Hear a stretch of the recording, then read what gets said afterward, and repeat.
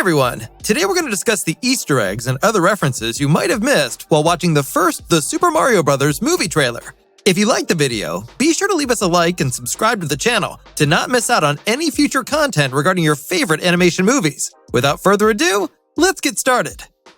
The film begins with Bowser and his armed force clashing with a gang of courageous but defenseless penguins in the enigmatic Ice Kingdom.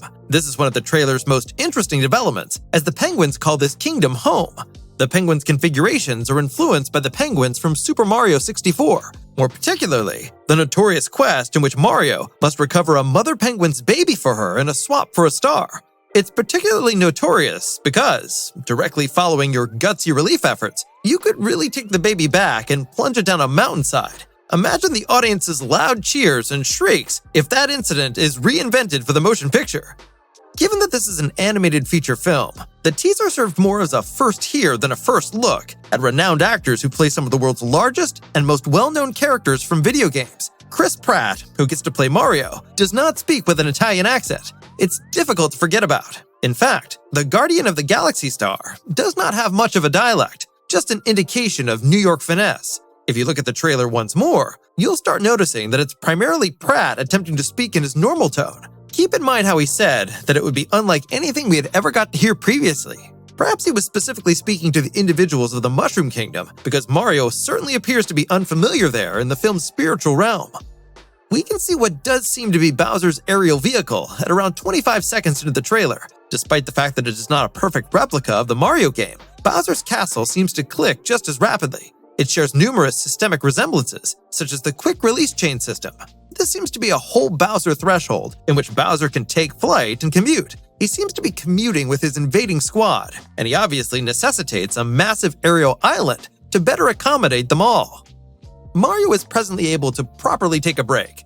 Not only is he getting voiced by Chris Pratt, who sounds almost exactly like Chris Pratt, but he's also had his greatest feature, his bum, nerfed in the forthcoming Super Mario Bros. Motion picture. That's completely right. Followers have specifically noted that the plumber's derriere is much thinner than regular. And now, even his former adversary is taking shots at him. Sonic has decided to make fun of Mario's butt in a narrative that starts to feel directly out of the 1990s. After the release of the Super Mario movie teaser, the Sonic Movie account posted on Twitter that he couldn't match up to the insults hurled at his rival's outward appearance. Even stronger, he mentioned specifically Mario's lower body layout, criticizing his behind as not being good enough. As a direct consequence, united supporters on both ends are trying to debate whether Mario's ass is sufficient enough for the motion picture.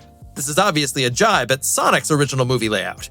While unfortunate-looking Sonic is already better known for his odd-looking face, genuine supporters might very well recollect that it was his lower half, precisely his legs, that first received criticism.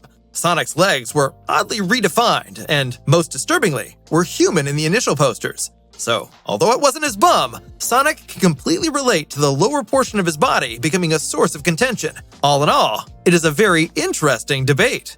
Around 29 seconds further into the teaser, we encounter Kevin Michael Richardson as Kamek. Kamek normally comes to add his morally corrupt magical charm to the stage in order to make things more challenging for Mario, but in the opening number, he seems to be Bowser's best man for the job. If you look very closely, you will notice that the particulate outcomes of Kamek's telekinesis are the same as the ones he utilizes when casting magic spells in the video game.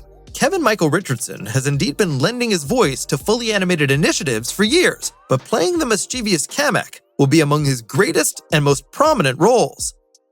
A segment of cannon fires can be seen in the central portion of the Koopa army in a wider angle. If you've ever got to play a Mario video game, particularly Super Mario Bros. 3, you'll know precisely how much Koopas love and adore cannons. There's a good combination of Koopas from various and sundry Mario games, as well as a few with Bowser flags and banners. Long and quadrilateral, with a skeletal Bowser's face right on the middle of them. They have now become culturally significant in the Mario spiritual realm due to their usage since the start of the series. In the initial games, gold towers were most usually associated with Mario trying to jump on them and trying to replace the Bowser banner with his own, clearly showing the level was accomplished. When a Mario without an Italian accent shows up in the Mushroom Kingdom, he is alarmed and then warmly welcomed by Toad. When the protagonist of the motion picture tries to reach out to make contact with a blue mushroom, Toad starts screaming at him, trying to warn him that it is highly toxic. The warning is adequate, as relying on the light sources, it could be mistaken for the legendary poison mushrooms, which are distinctively magenta with pink patches. Toad then starts laughing, having realized he has committed an error. This could be a specific reference to the toxic mushrooms that have shown up in preceding Mario games. Toad may have mistakenly taken the blue and white one Mario appears to be trying to reach for the toxic kind because it is magenta with pink spots. But even so, blue and white wild mushrooms are reported to scale down Mario, making them something to be extremely cautious of.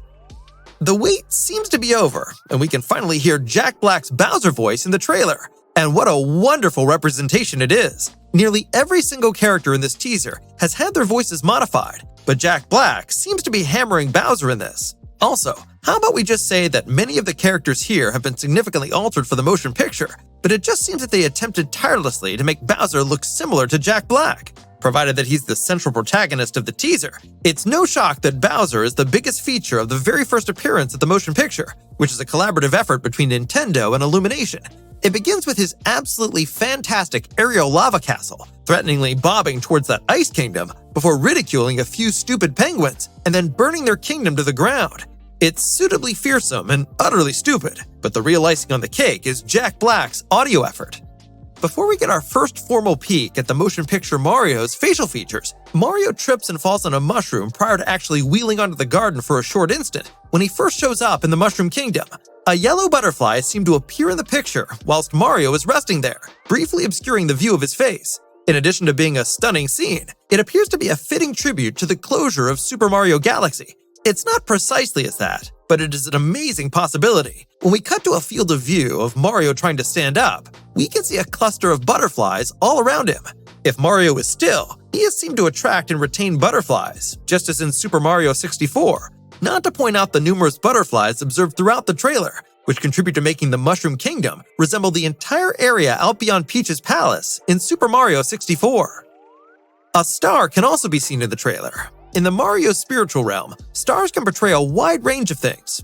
They, every once in a while, bestow momentary omnipotence. In games like Mario 64 and Mario Galaxy, they are occasionally the major element that Mario seeks to control. Other times, they are the element that decides who ends up winning a game of Mario Party. Nevertheless, they have always been highly coveted after, and it just seems that Bowser's primary objective is to collect and store them.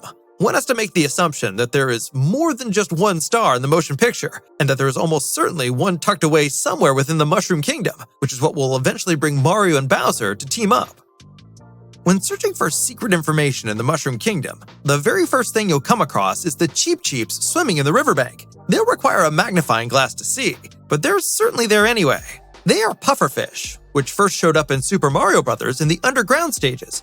They are commonly occurring adversaries all throughout the Mario video game franchise. They are most often encountered in the water, but they can swoop out of it as well, as shown in Mario Super Sluggers. Cheep Cheeps come in a wide range of colors and are found in numerous different versions of Super Mario video games. Cheep Cheeps can target just above the surface of the liquid by trying to jump out in an action sequence. The majority of Cheep Cheeps appear to be connected with Bowser and the Koopa Troop, whereas others, such as those shown in Super Paper Mario, choose not to. That's it for now. Have you noticed some of these references already? Did we leave out another Easter egg or reference? Let us know in the comments down below. Be sure to leave us a like if you enjoyed the video and subscribe for more content on the biggest upcoming blockbusters. Until next time,